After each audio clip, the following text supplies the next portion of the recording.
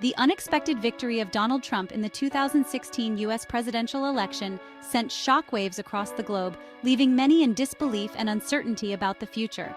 It also sparked a glimmer of hope in the war-torn Gaza Strip, a region that has long been mired in conflict and despair. Hamas, the Palestinian militant group that governs Gaza, seized the opportunity to call for an end to the ongoing conflict with Israel, a conflict that has caused immense suffering on both sides. A senior Hamas official, Bassem Naim, publicly urged the U.S. to reconsider its unwavering support for Israel, a stance that has often been a major roadblock in peace negotiations. He emphasized the need for a new approach, one that prioritized Palestinian statehood and recognized their plight, a plea for justice and recognition that has been echoed by many Palestinians for decades. Trump's victory came as a surprise to many, particularly given his often contradictory statements about the Israeli-Palestinian conflict, which left both sides unsure of his true intentions. While he had expressed strong support for Israel, he had also criticized the Netanyahu government's handling of the peace process, suggesting that there might be room for a different approach under his administration. His calls for an end to the hostilities resonated with Hamas, which saw an opportunity to break the deadlock in the peace negotiations, a deadlock that has persisted for years with little progress. Could Trump be the unlikely mediator that the region desperately needed? His unconventional style and outsider status led some to believe that he might bring a fresh perspective to the table. The call for peace was met with cautious optimism by some Palestinians, who dared to hope that Trump's presidency might bring about a change in U.S. foreign policy, a policy that has long been seen as biased towards Israel. Palestinian President Mahmoud Abbas, despite his political differences with Hamas, also congratulated Trump on his victory, signaling a rare moment of unity among Palestinian leaders. He expressed his hope for a peaceful resolution to the conflict and the establishment of an independent Palestinian state. However, many remained skeptical, wary of empty promises and unfulfilled commitments.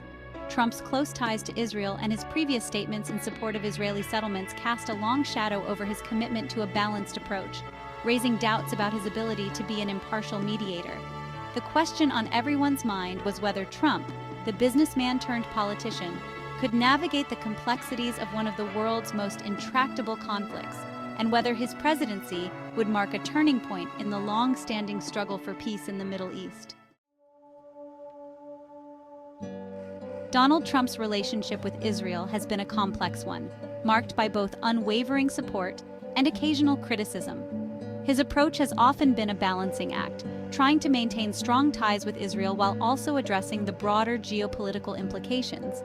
During his presidential campaign, Trump made it clear that he stood firmly behind Israel, pledging to recognize Jerusalem as its capital and relocate the U.S. embassy there.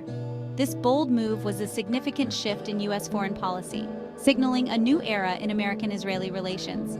This move, widely seen as a departure from traditional U.S. policy, was met with praise from the Israeli government and condemnation from the Palestinians. The decision sparked widespread protests and heightened tensions in the region, illustrating the deep-seated divisions that exist. However, Trump also surprised many by publicly criticizing Israeli Prime Minister Benjamin Netanyahu's handling of the conflict. His willingness to voice disapproval showed that his support for Israel was not without conditions. He called for an end to the violence and urged both sides to make concessions for the sake of peace. Trump's calls for peace were often overshadowed by the ongoing violence and the complex realities on the ground. This seemingly contradictory stance left many observers wondering where Trump truly stood on the Israeli-Palestinian issue. His actions and statements often left room for interpretation, adding to the uncertainty. Adding to the complexity was Trump's close relationship with Netanyahu. Their personal rapport was evident in their public interactions and joint appearances.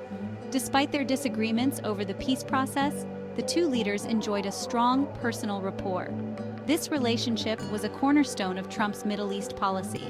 This close relationship led some to believe that Trump would ultimately side with Israel, regardless of the consequences for the peace process. His actions often seemed to favor Israel, even when advocating for peace. The question remained, could Trump balance his strong support for Israel with his stated desire for peace? His administration's policies often walked a fine line between these two goals. Could he persuade both sides to come to the negotiating table and find a lasting solution to a conflict that had plagued the region for decades? Only time would tell. The challenge was immense and the stakes were high, but the potential for a breakthrough was always on the horizon. The news of Trump's victory was met with mixed emotions in the Palestinian territories. Some dared to hope that his presidency might signal a shift in U.S. policy, potentially leading to a renewed push for Palestinian statehood. The fact that Trump had openly criticized Netanyahu's leadership and called for an end to the violence offered a glimmer of hope. Palestinian President Mahmoud Abbas, despite leading a rival faction to Hamas, adopted a conciliatory tone. He congratulated Trump and expressed his hope for peace and the realization of a Palestinian state. Abbas's willingness to engage with the newly elected president, despite their political differences, reflected the desperate desire for a breakthrough in the stalled peace process.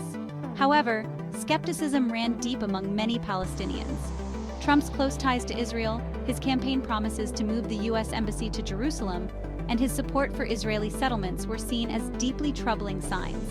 These concerns were amplified by Trump's appointment of pro-settlement figures to key positions in his administration. The Palestinian street remained divided.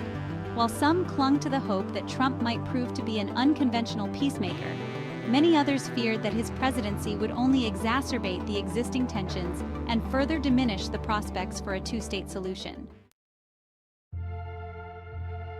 As the political maneuvering continued, the humanitarian situation in Gaza deteriorated rapidly. Years of conflict, coupled with a crippling Israeli blockade, had taken a devastating toll on the territory. The recent escalation in violence had only exacerbated the suffering of the Palestinian people.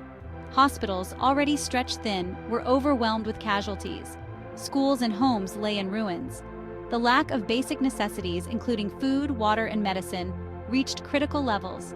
The international community expressed grave concern over the unfolding crisis, urging both sides to agree to a ceasefire and allow humanitarian aid to reach those in need. The United Nations Relief and Works Agency for Palestine Refugees, the main provider of essential services in Gaza, struggled to cope with the overwhelming demand. The agency issued urgent appeals for funding, warning that it was on the brink of a humanitarian catastrophe. The plight of Gaza's children was particularly dire. With schools closed and their lives turned upside down by the conflict, children bore the brunt of the trauma. The psychological impact of living through constant fear and uncertainty threatened to create a lost generation, their futures uncertain. As the situation in Gaza spiraled out of control, criticism of the Biden administration's handling of the Israeli-Palestinian conflict intensified from various quarters. Pro-Israel groups accused the administration of not doing enough to support Israel, arguing that the U.S. should take a firmer stance in backing its longtime ally. Meanwhile, pro-Palestinian groups criticized the United States for providing military aid to Israel, which they claimed was being used to perpetuate violence and oppression against Palestinians. Senator Ted Cruz, a vocal critic of the Biden administration's foreign policy, emerged as a leading voice condemning its approach to the conflict. He has been particularly outspoken in his disapproval. Cruz accused the administration of being the most anti-Israel in U.S. history, citing various policy decisions that he believes undermine Israel's security and sovereignty. Among these decisions was the administration's move to restore funding to the Palestinian Authority, a move that has been highly controversial. Additionally, the administration's criticism of Israeli settlement expansion in the West Bank has further fueled the debate. The Biden administration found itself caught between competing pressures, trying to balance its diplomatic relations and domestic political considerations. On the one hand, it faced intense pressure from pro-Israel lawmakers and influential lobby groups to maintain unwavering support for Israel, emphasizing the strategic alliance between the two nations.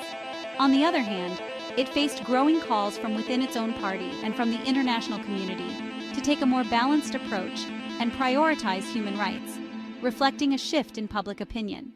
The administration's efforts to walk this tightrope proved increasingly difficult as the violence escalated, with each side demanding more decisive action. Its calls for restraint from both sides rang hollow in the face of the escalating death toll and the images of destruction that flooded the media. The worsening humanitarian crisis added to the urgency, with many questioning whether the U.S. could play a constructive role in de-escalating the situation. the question remained: could the Biden administration find a way to salvage its credibility and play a constructive role in resolving the conflict? The world watched closely, hoping for a breakthrough that could bring lasting peace to the region. Don't forget to like and subscribe for more trending news.